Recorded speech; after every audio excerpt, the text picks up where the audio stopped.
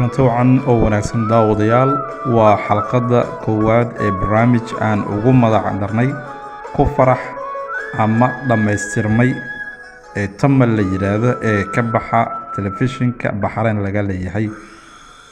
Muuqaalkan ugu horeeya ee barnaamijkani cusub waxaa diiradda lagu saari doonaa wiil dhalinyaro ah oo la yiraahdo Salim oo isagu shaqooyinkii uu hayay ee arrimaha bini'aadanimada iyo sidoo kale sida dadka xirfadda uu ugu dhiirigeliyo hadda in ay keentay in lacagihii aqalgalkiisa uu waayay ama uu la tacaalayo sidii uu heli lahaa.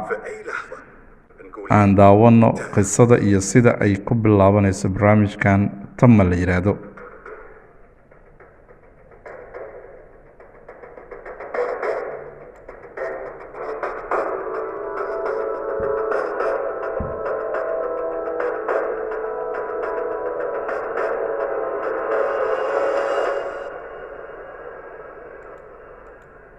سالم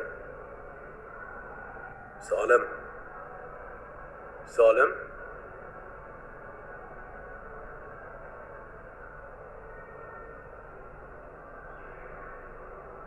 سالم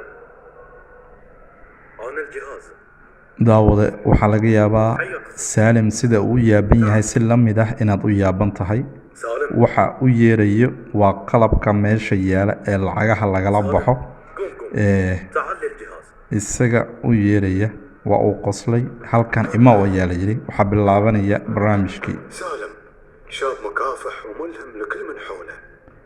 توفى والده وهو طفل صغير.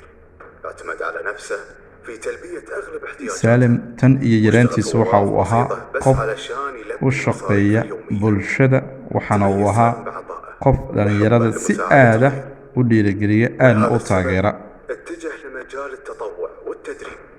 غير سالم tababar ayuu bixin jiray shahaadooyin ayuu dad sii jiray dhalinyarada aad ayuu u dhiirigelin jiray. يبي يترك اثر فينا يبي يغير فينا تحسين انه يشتغل من كل قلبه بس Caaisha waxa ay ka mid tahay dadka barnaamijyadiisa ka qayb qaatay waxa ay si aad ah ammaan ugu jeedisay Salim. ninkan waa saaxiibka Salim waxa uu si aad ah u amaanay doorka Salim ee bulshada in la dhiirigeliyo uu ku lahaa. balse hadda waxa dhibaato muruga ku haysa lacagaha guurkiisa ama qalgalkiisa. شلونك؟ تمام. إن شاء الله طيب شنو؟ إن شاء الله طيب wuxuu la yaaban yahay jihaaska ama qalabka la hadlaya. آخر عمل تطوعي. waxaa la weydiiyey shaqadii ugu dambeysay oo mutadawacnimo uu qabto. ويا البيت العود يعني ويا فريقنا فريق تشويس. سوينا برنامج تدريبي بين waxa uu ka sheekeynaya isaga iyo tiimkiisa oo barnaamij ay u qabteen dhowr ka mid ah qoysaska dalka Bahrain. عارف انا طالع اطلع صح ولا لا؟ أنت ما عليك أهم شيء أنا اللي أطالعك. زين. سالم نعم. طالع تحت halkan furaa la yiri telefoon ayaa u soo baxay qaadaa la yiri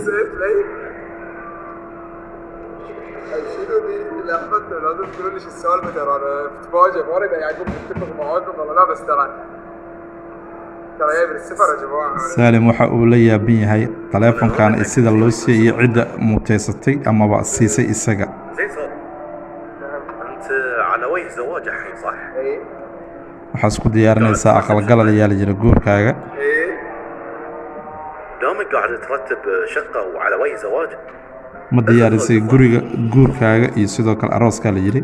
داخل هذه الظرف في كوبون مشتريات. زين.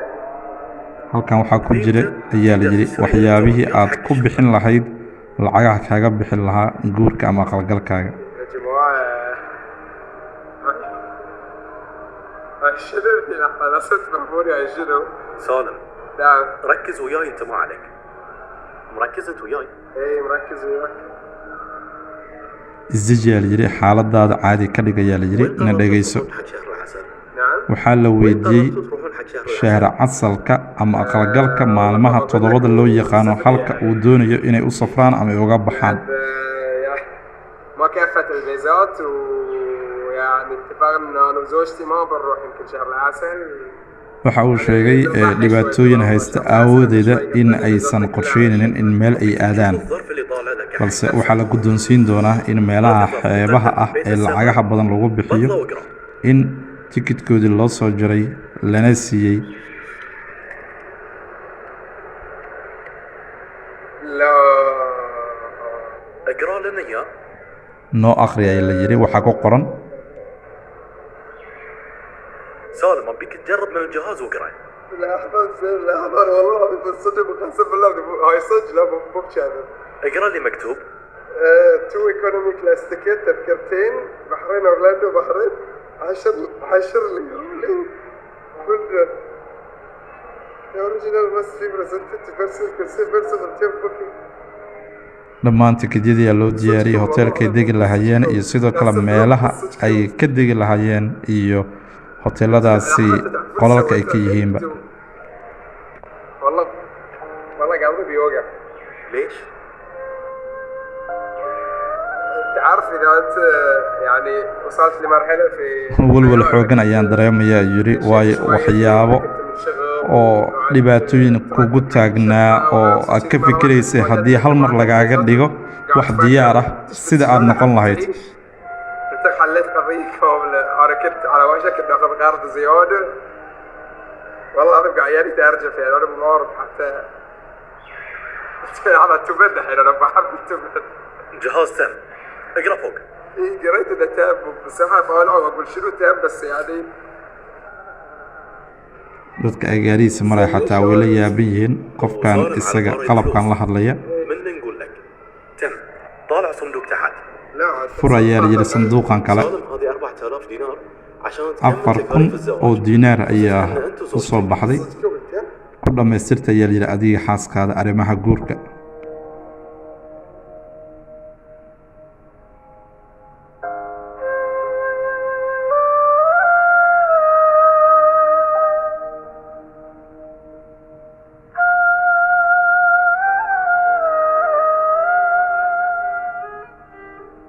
هذه كلها لأنك أنت شاب مكافح على اللي تسويه وتغير في الناس على arrintan waxaad ku mutaysatay ayaa la yidhi sida aad dadka aad u beddesho, كل نقاط التحول sida aad dadka aad wakhtigaada aad u siisay inay isbeddelaan dad wax ku ool ahana bulshada aad ka dhigto. نقدم لك. tan waa wax aad horay u soo shaqaysatay, dhibaatadii ku haysatayna way kaa dhammaatay ayaa la yidhi, markan waa inaad farxdaa. daawadayaal, barnaamijkeenii wixii aragtiya fikira xalqada ugu horeysay weeyaan, waa nala wadaagi kartaa.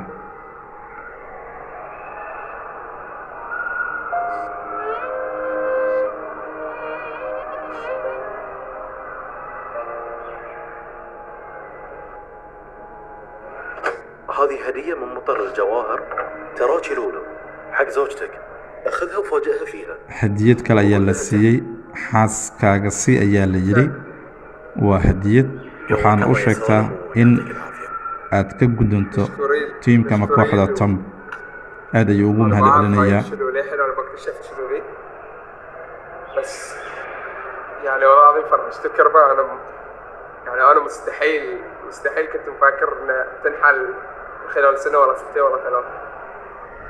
waxa uu leeyahay kuma fikiraynin in xaaladeeda aqalgalka guurka in ay sanad ama 2 sano بس شكرا يعني wax ku xalsamayay ahayd, laakiin in waqtiga un lagu xalinayo ma ku fikireen. saaxiibkiisa ayaa u yimid. زواجه في شهر 7 يعني فرجت ضيقة إنسان يستحق لأنه هو مو بس إنسان محتاج هو إنسان قاعد يعطي فوق ما تتخيل.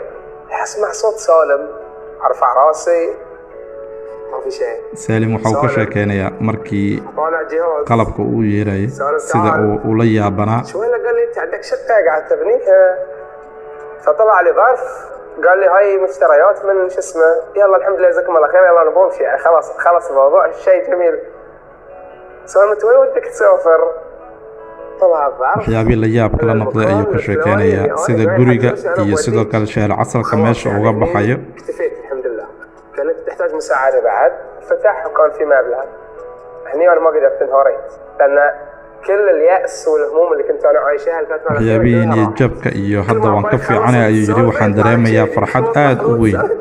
تعرف اللي كنا مشكله وانحلت مشكله وانحلت مشكله وانحلت dhowrkii mushkilad ayuu horteelayba waa la xaliyay yiri mushkiladan sheegtay waa la xaliyay mid kale aan sheegtay waa la xaliyay yiri